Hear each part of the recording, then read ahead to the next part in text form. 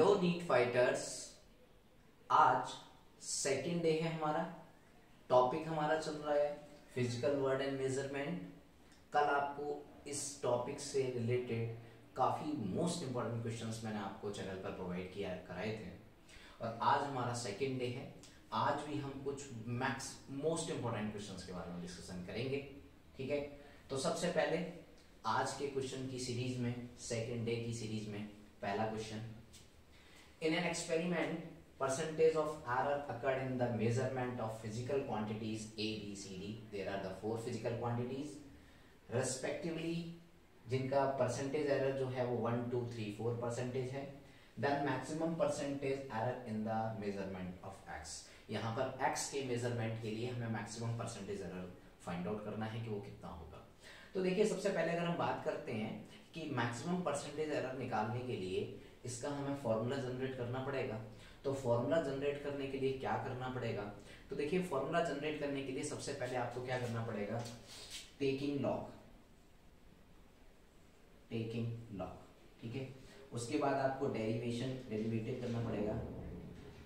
क्या करना पड़ेगा? डेरिवेटिव, इसका डेरिवेटिव करना पड़ेगा, ठीक है। उसके बाद आप इसका परसेंटेज एरर का फॉर्मूला फाइंड आउट कर सकते हैं, ठीक है। काफी लंबा प्रोसेस है। नीट के पेपर अगर आप देने बैठे हो तो ये प्रोसेस आप अगर अप्लाई करोगे तो क्वेश्चन वो निकलने से, ठीक है। तो शॉर्ट मेथड इसका क्या है? डायरेक्टली हम इसका फॉर्मूला लिखेंगे। तो देखिए जरा, del x upon x into 100 for x के लिए जो पावर्स हैं वो आगे आ जाएंगी। 2 del a upon a into 100 plus 1/2। Maximum की बात कर रहा हूं, प्लस में ही चलेगा।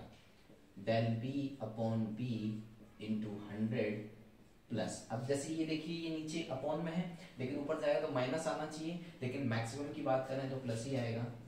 1/3 del c by c into 100 plus 3 del d by d into 100, ठीक है।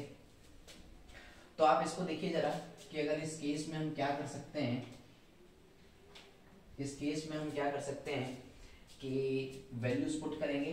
सबसे पहले डेल ए बाई ए की वैल्यू क्या है जो दी हुई है, respectively 2 into 1 plus 1/2 into b 2 plus 1/3 into 3 plus 3 into del d by d is 4, ठीक है।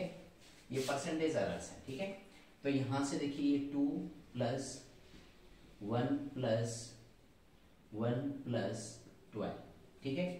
तो ये देखिए 12 plus 4 16%, okay. So error in the measurement of x is 16%, okay.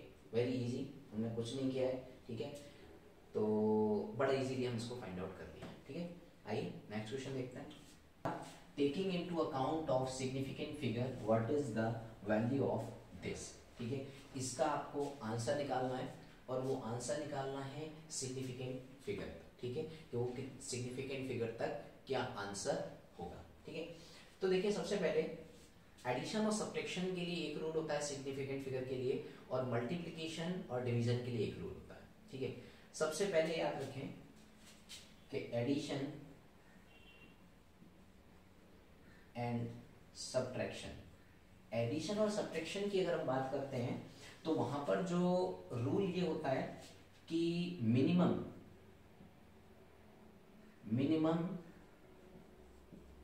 Decimal number तक आंसर फाइंड आउट करते हैं, ठीक है। मिनिमम डेसिमल नंबर तक आंसर हम क्या करते हैं? फाइंड आउट करते हैं। और अगर आपका मल्टीप्लिकेशन की बात कर दे, मल्टीप्लिकेशन और डिवीजन की बात कर दे, मल्टीप्लिकेशन और डिवीजन की बात करते हैं अगर आप, तो इसके लिए आपका जो आंसर होता है वो आंसर होता है मिनिमम सिग्निफिकेंट फिगर चेक करते हैं। उसमें क्या करते हैं? मिनिमम सिग्निफिकेंट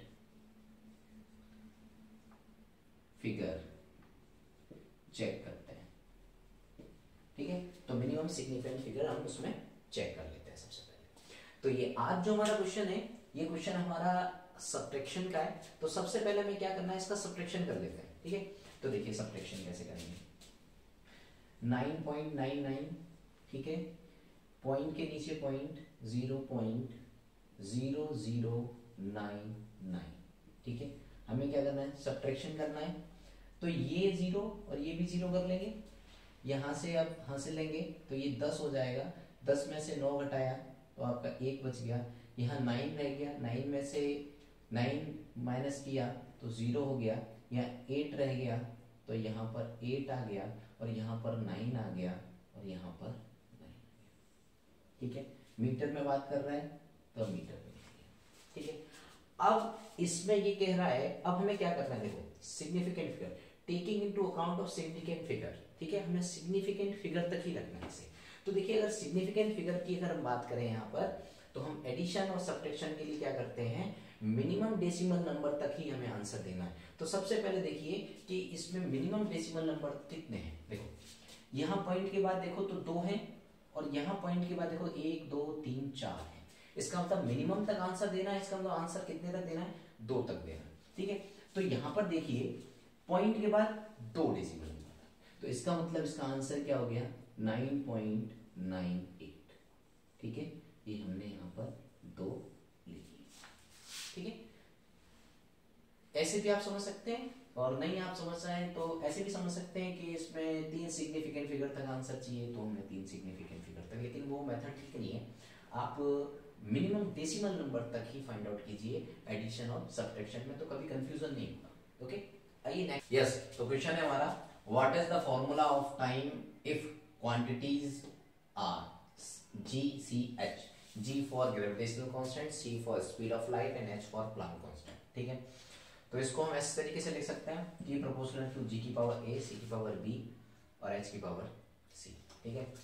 तो यहाँ पर देखिए जरा T का, अब मैं डायमेंशन लिखता हूँ। सबसे पहले क्या होता है, डायमेंशन लिखनी पड़ती है। तो यहाँ पर T की डायमेंशन हो गई है। प्रोपोर्शनल का साइन हटाएंगे तो कोई हम कांस्टेंट लिख लेंगे, ठीक है। The dimension of G is M-1 L3 T-2, this is A। C speed of light है, LT-1 B, and H Planck constant है। तो इसकी जो डायमेंशन होती है वो होती है L2T-1, this is the C, okay. So इसको हम ऐसे भी लिख सकते हैं, M0 L0 not yes M0 L0 T equals to K। अगर इसको अरेंज करते हैं, M माइनस का A, ठीक है, प्लस C, M को सेटल कर लिया, L को सेटल करते हैं, तो यहां से हो गया L3A प्लस के B प्लस के 2C, ठीक है। T को सेटल करते हैं, तो यहां पर देखो माइनस के T माइनस के 2A माइनस के B माइनस के C, ठीक है। कंपेयर करेंगे ऑन बोथ साइड्स, दोनों साइड क्या करेंगे, कंपेयर करेंगे, ठीक है। तो हमें यहां से क्या मिल जाएगा, देखो M के लिए माइनस के A प्लस के C इक्वल्स टू 0, यानी आप यहां से क्या लिख सकते हो, A इक्वल्स टू C, ठीक है। इसके बाद सेकंड देखें तो ये L है, L में भी 0 है, 0 इक्वल्स टू 3A प्लस के B प्लस के 2C। इसमें देखें आप जरा, इसमें तीसरे वाले में तो ये क्या, माइनस के 2A माइनस के B माइनस के C इक्वल्स टू 1, क्योंकि T के लिए 1 है ना, तो 1 हो गया। अब A इक्वल्स टू C हम दोनों में रख देते हैं। इस वाले में रखता हूँ A इक्वल्स टू C, तो ये क्या हो गया, 0 इक्वल्स टू 3A प्लस के B प्लस के 2A। तो यहां से हमें क्या मिल गया, 5A प्लस के B इक्वल्स टू 0, ठीक है। यहां से क्या मिल गया हमें, यहां से देखो कि A इक्वल्स टू C रखना है, तो माइनस के 2A माइनस के B माइनस के A इक्वल्स टू 1, ठीक है। तो यहां से हमें मिल गया आपका माइनस के 3A माइनस के B इक्वल्स टू 1, तो यहां से मिल गया 3A प्लस के B इक्वल्स टू माइनस के, ठीक है। इसको हमने फर्स्ट इक्वेशन मान लिया, इसको हमने सेकंड मान लिया। फर्स्ट और सेकंड को हमने यहाँ सोल्व कर लिया, ठीक है। तो ये क्या है, 5a प्लस के b equals to 0, 3a plus के बी इक्वल्स टू -1, ठीक है। माइनस घटा दिया, माइनस माइनस माइनस, तो ये कितना हो गया 2a, ये हो गया आपका कैंसिल आउट, इक्वल्स टू 1। तो a इक्वल्स टू क्या हो गया 1/2, ठीक है। a इक्वल्स टू क्या आ गया आपका 1/2, a इक्वल्स टू 1/2 आ गया, और a इक्वल्स टू क्या है c, यानी c इक्वल्स टू b क्या हो गया 1/2, ठीक है। a इक्वल्स टू c है। अब हमने ये भी किसी, ये दोनों वैल्यूज हम उठा के अगर इसमें पुट कर दें तो हमारा आंसर आ सकता है। तो यहां से क्या हो जाएगा, इससे 3a, तो 3a फॉर 1/2 प्लस के b प्लस के 2 इंटू 1/2 इक्वल्स टू 0, ठीक है। तो ये हो गया आपका 3/2 प्लस के बी प्लस के 1 इक्वल्स टू 0, ठीक है। तो यहां से आप देख सकते हैं, यहां से आप देख सकते हैं कि मैं इसको इस तरीके से लिख लेता हूं। तो ये हो जाएगा b इक्वल्स टू -1, अभी लेफ्ट हैंड साइड में है, राइट हैंड साइड में चला जाएगा, तो -1 माइनस के 3/2, तो b इक्वल्स टू क्या हो गया 2 एलसीएम ले लिया, तो क्या -2 -3 बराबर -5/2, ठीक है। तो ये आपके पास डिटेल आ गई क्या, a equals to 1/2, b equals to -5/2 और c इक्वल्स टू 1/2। ये तीनों वैल्यूज हमें कहाँ रख देनी है, इस इक्वेशन नंबर a में रख देनी है, ठीक है। तो यहां से हम क्या फाइंड आउट करेंगे, t इक्वल्स टू g की पावर a फॉर 1/2, c की पावर b, तो c की पावर b कितना है -5/2, एंड h की पावर c, कितना है 1/2, ठीक है। तो आप इसको इस तरीके से भी लिख सकते हैं, t इक्वल्स टू g की पावर 1/2, h की पावर 1/2, और ये माइनस है तो c की पावर प्लस के 5/2। अगर हम देखें इसको, अगर बाई टू को अगर सेट कर लें तो हम लिख सकते हैं t इक्वल्स टू, यहाँ एक कांस्टेंट और चल रहा था, ये कांस्टेंट k इक्वल्स टू मैं 1 मान लेता हूँ, ठीक है। और ये कांस्टेंट k इक्वल्स टू 1, तो यहाँ से देखिए जरा, ये सारे अंडरवुड ही तो हैं, ये अंडरवुड ये भी अंडरवुड, तो यहाँ से हो गया अंडरवुड में GH अपॉन c की पावर 5, ठीक है। क्लियर हुआ, कोई इसमें नई चीज नहीं है, ठीक है। मैंने सबसे पहले क्या किया कि अगर मुझे कोई भी फॉर्मूला ड्राइव करना होता है तो with the help of dimension drive कर सकते हैं। तो सबसे पहले हमने डायमेंशन लिख लेते हैं सबकी, उसके बाद डायमेंशन सबकी लिख के MLT के अलग अलग अरेंज कर लेते हैं, उसके बाद उनकी पावर्स की कंपेयरिंग कर देते हैं, उसके बाद इक्वेशन बना लेते हैं, इक्वेशन बनाने के बाद कांस्टेंट ABC के मान निकाल लेते हैं, इक्वेशन में पुट कर देते हैं और फॉर्मूला जनरेट कर देते हैं, ओके।